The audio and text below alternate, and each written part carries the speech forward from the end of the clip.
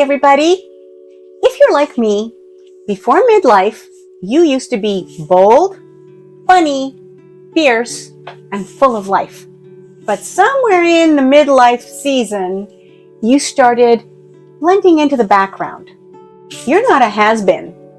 You're just exhausted from carrying the weight of everyone and everything for years, maybe even decades. How do you get your mojo back?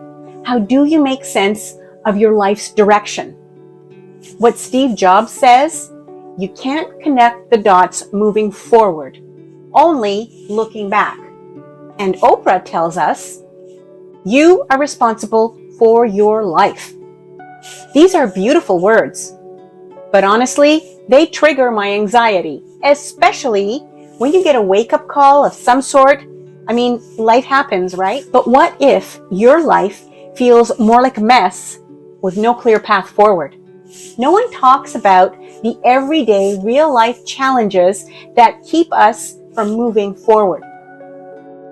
I rebuilt from divorce, debt, and silence. And I learned something along the way that you don't hear people talking about.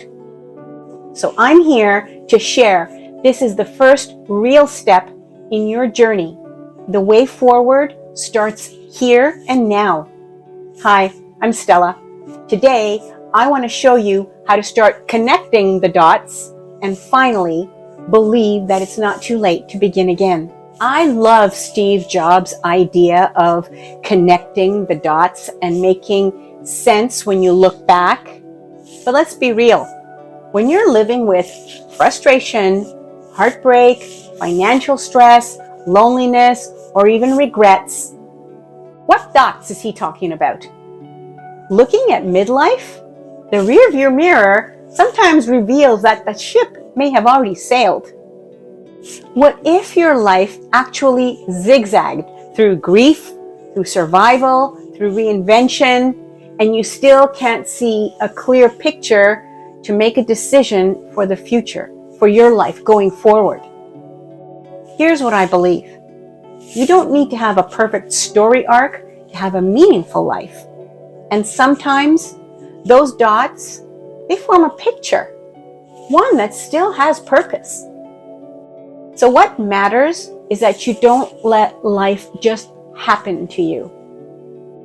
This is the moment. You have to be deliberate and you start now. How do you start? You begin by choosing one small thing today that feels aligned with your soul. That's all the faith you need. Just believing in your small step and that you can make today matter. You got to pare it down to that simple truth. Did you ever make a decision that seemed random but actually changed your life? For me, that was when I finally got fed up and decided I was going to create a boundary to give myself some space for my life. Give myself some room to breathe. I didn't know it at the time, but I was creating a paradigm shift in my life. It was, after all, a small decision and one small word. Nope. We don't talk enough about the trap of all or nothing thinking. We think that small steps don't seem to count. But when we're trying to do everything, that leads to burnout. When we do nothing, that leads to anxiety and paralysis. That one small step is how you start to rise. For me, that step wasn't painting, wasn't yoga class, it wasn't self-care and bubble baths. It was getting a grip on my finances. Weird, huh? And the irony of this, I worked in finance for nearly 20 years. Yet in my marriage, I surrendered control. I told myself I didn't need to supervise that. I mean, I had 2 small children and one was in and out of the hospital on a regular basis. I didn't have the bandwidth to get involved. But one day, things began to feel urgent. The wake-up call. Because my former spouse spoke about divorce more and more frequently. I mean, what do you do? In my case, those words were just breadcrumbs. Long before the divorce happened, I knew I had to prepare in secret. It was terrifying. Sneaking into drawers, looking for statements, quietly photocopying papers while pretending everything was fine. It took me 9 months to gather what I needed, and every day felt like I was walking on the high wire like a trapeze artist. But the one thing that changed everything, the small thing that made a difference for me, was expense tracking. That was my small step. And that became my anchor. And that is how I eventually reclaimed my life back. Now, Oprah says she never saw herself as a poor, deprived girl. She saw herself as responsible for her own life. That is very brave, and I really do admire that. But here's the truth. There were years when I was afraid of responsibility. I had been told I was no good and that I couldn't manage things. Well, with 2 small children and one that was in and out of the hospital all the time, I didn't have the energy to argue. So sometimes taking responsibility starts with forgiving yourself.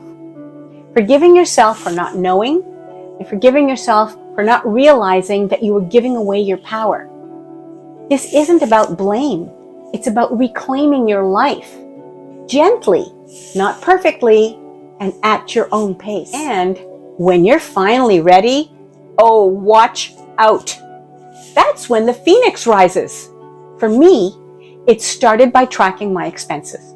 Going back 2 years to look at the damage and feeling it fully. That's when something inside me lit up. It was anger, not motivation that was moving me, but that anger became fuel, and that fuel became my freedom.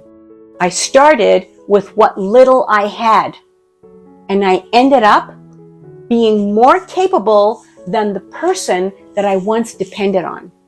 Imagine. Taking back control of your life doesn't have to look pretty. It just has to begin in one small step. What could that one small step be for you in your circumstances? It takes time to sit down and narrow that down, but you know what you have to look for. You just need to spend a little bit of time doing the inner work. Actually, in all my years of coaching, I realized that there is a quiet fear that many women carry.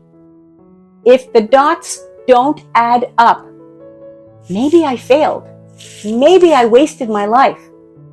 If you're facing financial stress, a health issue, or a shrinking social circle, you are not alone. I walked that path too. In fact, I'm still walking it, except there's a lot more fire in my step now. Here is what I want you to know. Your value isn't in what the dots add up to. It's in who you've become and all that you have gone through to get to where you are today. And as Oprah says, a queen is not afraid to fail. Failure is just another stepping stone to greatness. And Gloria Steinem, this one's my favorite. She says, we don't grow better or worse with age, just more like the unique selves we were born to be before made-up gender roles took over our central years. Think about that. It's quite freeing, actually. She also said, the things that you regret sometimes turn out to be the things you celebrate. I can relate to that. How about you? Real life is not linear.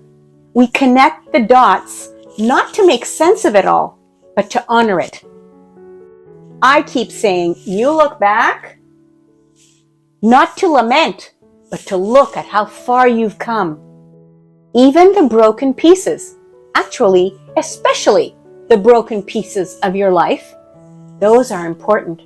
Those are what have brought you to the strength that you have today. And you do have strength.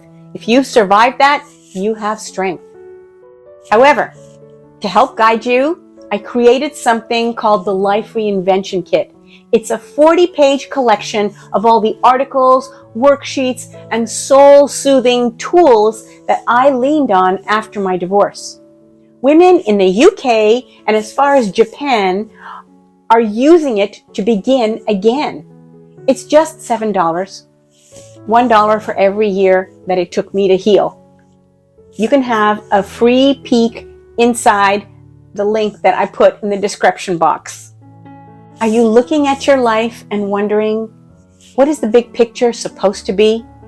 Let me say this clearly. You are the masterpiece. Not your timeline, not your title, not your relationship status. Just you. You're still here, you're still becoming, and you're still reaching for beauty in your life. If that speaks to you, consider subscribing.